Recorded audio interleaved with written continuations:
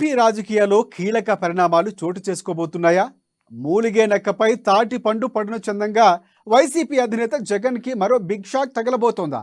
అంటే అవుననే సమాధానమే వినిపిస్తోంది.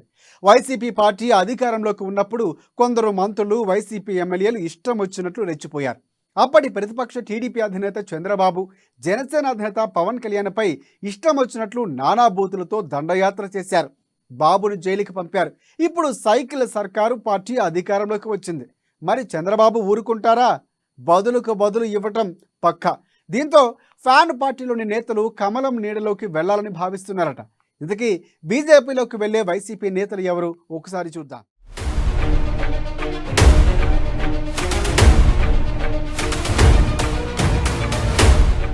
చంద్రబాబు వార్నింగ్స్తో వైసీపీ నేతల్లో వణుకు. అధికారంలో ఉన్నామని విర్రవీగిన వైసీపీ నేతలు. బూతులు తిట్టిన వైసీపీ నేతల్లో వణుకు.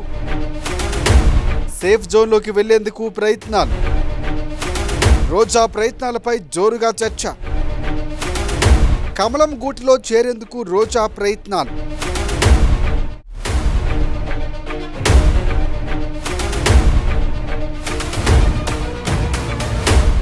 వైసీపీ అధికారంలో ఉన్నప్పుడు టీడీపీ నేతలు కాదు, చంద్రబాబు ఫ్యామిలీని సైతం వదలలేదు.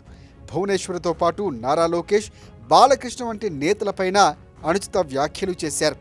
అధికారంలో ఉన్నాం, మనల్ని ఎవరూ ఏమి చేయలేరన్న అహంతో విర్రవీగారు.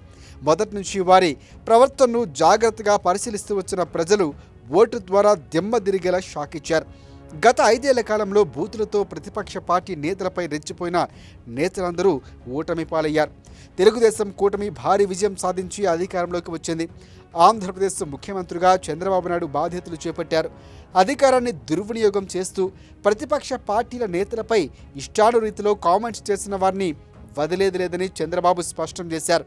దీంతో అధికారంలో ఉన్నప్పుడు బూతులతో ప్రతిపక్ష నేతలపై రెచ్చిపోయిన వైసీపీ నేతలు ఇప్పుడు వణుకు మొదలైంది. ఈ క్రమంలోనే కొందరు నేతలు వైసీపీని వీడి సేఫ్ జోన్లోకి వెళ్లేందుకు ప్రయత్నాలు కూడా మొదలుపెట్టేశారు.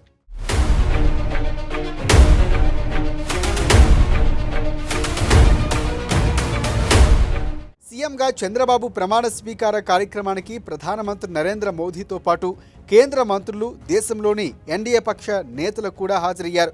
ఈ ప్రమాణ స్వీకారోత్సవ కార్యక్రమంలో చంద్రబాబు, పవన్, మోదీల మధ్య అనుబంధాన్ని చూసిన వైసీపీ నేతలు రాబోయే రోజుల్లో వైసీపీకి గడ్డు కాలమేనన్న నిర్ధారణకు వచ్చేశారు.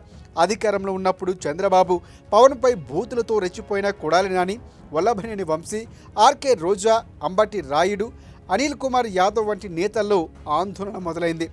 అధికారంలో ఉండగా చేసిన అక్రమాలు, అరాచకాలు కారణంగా తమ అరెస్టులు ఖాయమని వారు భావిస్తున్నారట.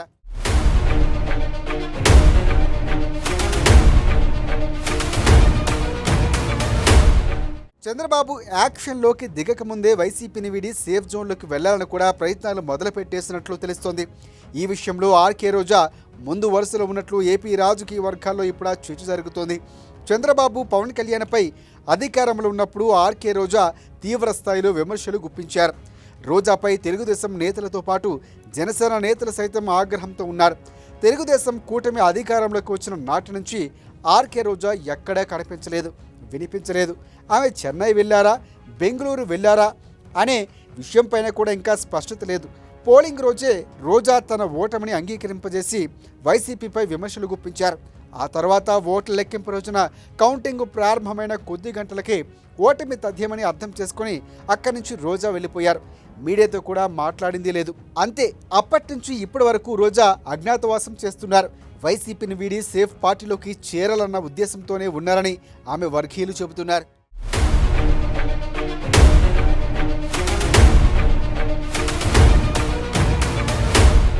రోజాకు తెలుగుదేశం, జనసేన తలుపులు ఎప్పుడో మూసుకుపోయాయి. ఇక మిగిలింది బీజేపీ పార్టీ మాత్రమే. అందుకే ఆమె కమలం గూటికి చేరేందుకు ప్రయత్నాలు చేస్తున్నారని వినిపిస్తోంది టాక్. అందులో భాగంగానే 3వసారి ప్రధానమంత్రిగా మోదీ ప్రమాణ స్వీకారం చేసిన సందర్భాన్ని పురస్కరించుకొని మోదీకి మంత్రులుగా ప్రమాణ స్వీకారం చేసిన కిషన్ రెడ్డి, బండి సంజయ్లకు అభినందనలు తెలుపుతూ రోజా ట్వీట్లు చేశారు.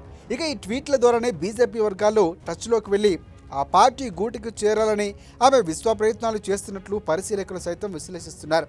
అయితే అవేమంతా ఫలించే అవకాశాలు పెద్దగా లేవని కూడా అంటున్నారు రాజకీయ విశ్లేషకులు. మొత్తంగా రోజా వైసీపీకి సాధ్యమైనంత దూరంగా జరిగితేనే తనకు సేఫ్ అని కూడా భావిస్తున్నారని మాత్రం వాస్తవంగా కనిపిస్తోంది.